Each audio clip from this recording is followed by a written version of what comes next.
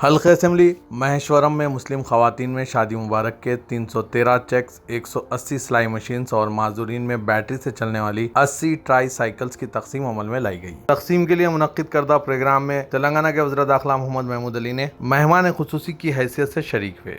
अपने खिताब में उन्होंने कहा कि पिछले 9 सालों में तेलंगाना ने मिसाली तरक्की की है और मुल्क की दीगर रियासतों में इसे नंबर 1 पोजीशन हासिल हुआ। हल्के असेंबली महेश्वरम के जलपल्ली में वजीर तालीम सविता इंद्रा रेड्डी के हमरा मोहम्मद महमूद अली ने जलसे-आम से खिताब किया। उन्होंने कहा कि गरीबों की फलाह व बहबूद केसीआर हुकूमत की अवलीन तरजीह है। गुज़िश्ता 9 सालों में अक़लियतों की बहबूद पर 9,163 करोड़ रुपए खर्च किए गए, जबकि तश्कील तेलंगाना से पहले मुत्तहिदा आंध्र प्रदेश में अक़लियती बहबूद सिर्फ 1200 करोड़ खर्च किए थे। जारिया साल बजट में अक़लियती बहबूद के लिए 2200 करोड़ मुख्तस किए गए। महमूद अली ने कहा कि शादी मुबारक स्कीम के तहत ताहाल 2,65,000 गरीब मुस्लिम लड़कियों की शादी के लिए 2225 करोड़ की इमदाद जारी की गई। महेश्वरम हल्के में शादी मुबारक के तहत 61 करोड़ रुपए तकसीम किए गए। पेश है इस खुसूस में यहाँ के कुछ झलकियाँ और वज़ीर दाखिला तेलंगाना मोहम्मद महमूद अली के ख्यालात। Bureau report सियासत.com।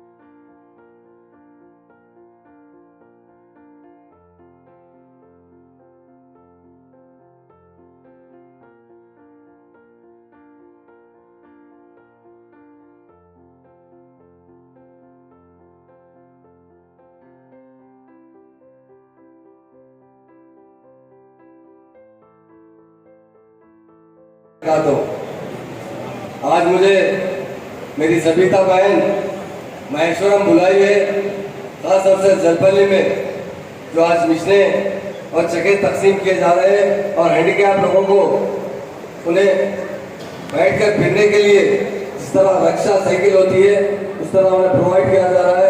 उसके लिए मैं हद्दी अजीज आपकी मिनिस्टर साहबा का मैं शुक्रिया अदा करता हूँ, क्योंकि मैं जानता हूँ जब से सविता मैडम मिनिस्टर बने, और एक बात बताना चाहता हूँ, सबसे अजीम मिनिस्टर वो होता है जो एजुकेशन देता है। वो उनके जरिए सीएम साहब ने एजुकेशन मिनिस्ट्री दी है। एजुकेशन देना बहुत बड़ा काम है। सविता मैडम हमेशा जब भी आते हैं हमारे चीफ मिनिस्टर साहब बहुत रिस्पेक्ट देते हैं उन्हें, और बहुत सीनियर लीडर है वो। और खासतौर से तकरीबन तेलंगाना के अंदर सविता मैडम का बहुत अच्छा मुकाम है, अच्छा नाम है, और इस कॉन्स्टिट्यूंसी के अंदर उन्होंने बड़ी खिदमत की है। मैं समझता हूँ ये मेरा दूसरा पैमाना हो रहा है। इससे पहले एक बार मैं आया था जब मैं डिप्टी चीफ मिनिस्टर था। मैं समझता हूँ उस दिन मैं पूरी कॉन्स्टिट्यूंसी का दौरा किया था। बहुत से इश्यूज थे यहाँ पर, उस पर मुझसे कहा गया था मैं बताऊँगा। मैं पहले हमारे जो लोग यहाँ मौजूद हैं, खासतौर से हमारे जो माइनॉरिटी फाइनेंस कॉर्पोरेशन चेयरमैन है हमारे इसाक साहब, बहुत अच्छे इंसान है, बहुत अच्छी तरीके से वो अपना ओहदा निभा रहे हैं। और आज जो उन्होंने आने के बाद कई एक स्कीम्स आए हैं जिसकी वजह से गरीब मुसलमानों को फायदा पहुंचा है, उनका भी मैं शुक्रिया अदा करता हूँ। और आपके इस जलपल्ली के जो प्रेसिडेंट है जनाब इकबाल बिन खलीफा साहब, जो इससे पहले के दौरे में मुझे गए थे और मैं उनके साथ था, और मजा है यहाँ पर। और खास तौर से जनाब वाइस चेयरमैन साहब जनाब यूसुफ पटेल साहब, जिन्होंने बहुत अच्छी तकरीर की है, जनाब उमर बान साहब और मेरे तमाम यहाँ के कारपोरेटर्स और जितने डाइस पर है मेरे भाइयों, चूंकि नाम बहुत तफसील है, पढ़ने में काफी हूँ। तेलंगाना क्यों चाहिए था हमें? हमारे सीएम साहब ने 14 साल जद्दोजहद कर तेलंगाना हासिल किया था। और ये आज तेलंगाना हिंदुस्तान में नंबर 1 स्टेट है, वो तेलंगाना स्टेट है।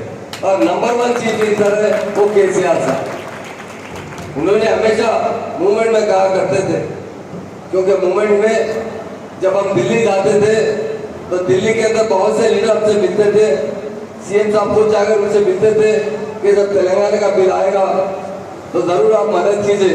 लोग कहते थे राव साहब ये तेलंगाना लेकर क्या करेंगे, तेलंगाना के अंदर पावर नहीं है, तेलंगाना के अंदर किसान खुदकुशी कर रहे हैं, तेलंगाना के अंदर लैंड ऑर्डर अच्छा नहीं है, नेक्सिज्म है, कैमरा लाइट्स होते हैं, तेलंगाना के 10 डिस्ट्रिक्ट में 9 डिस्ट्रिक्ट बैकवर्ड है। ये बैकवर्ड तेलंगाना लेकर क्या करते थे?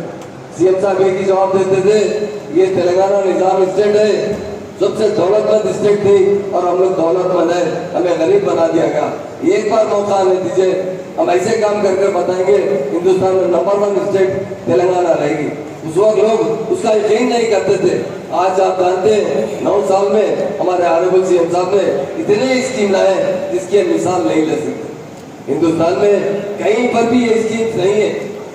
आज चूंकि खासतौर से शादी मुबारक के चक्कर से तकसीम किए जा रहे हैं, मैं आपसे कहना चाहता हूँ, अभी साहब ने बताया हमारे चेयरमैन साहब ने कि शादी मुबारक सीएम साहब ने जब शुरू की थी, उन्होंने इस पर डिस्कशन जरूर किया था, कहा था कि शादी मुबारक में क्या करना चाहिए।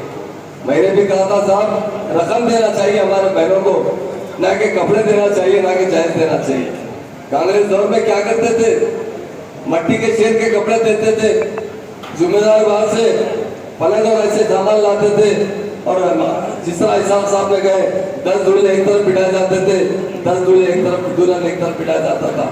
लोग हमारे मुसलमान उस स्कीम से फायदा नहीं हासिल करते थे, क्योंकि बेकार की स्कीम थी और नहीं के बराबर थी। साल भर में 25-50 शादियां कर सारे मिस्र आकर फोटो से चल लिया करते थे।